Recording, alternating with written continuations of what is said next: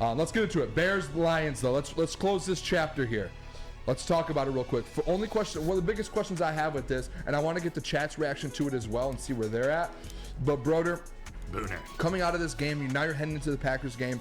After that comeback, I want to know if it's more of if we're taking it out more of a positive note that we were able to see the Detroit Lions down that bad and fight through adversity and go and win that football game somehow, some way, and got the job done.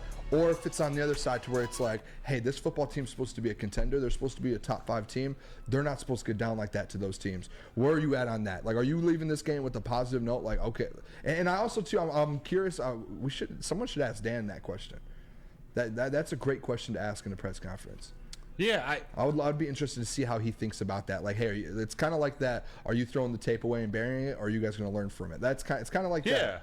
Yeah, it's a good question. I sense he's optimistic, but I am. I'm just I'm taking the good from it. I know the Bears haven't had a good season. They played all right against the Lions. They got Justin Fields back, and there were a lot of people calling for Fields as an MVP candidate at the beginning of the season. Whether you believe that or not, he's got some skills. He can run. He's a decent thrower. They beat us both ways. They beat the Lions at times both ways with his legs and through the air. So my biggest takeaway just from that game, you can't turn the ball over.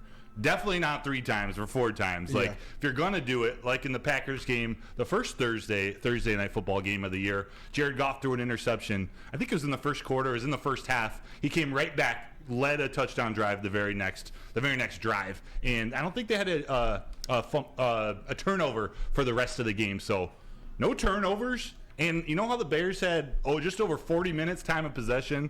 The Lions had just under 20. Like, that needs to be reversed. Or the Lions need to at least get to 30 minutes time of possession, 50-50, which they have most every game this year except for the ones they lost. Yeah, and I'm gonna look at it like this, because if you're looking at all the contenders, I'm gonna take this game away as a positive.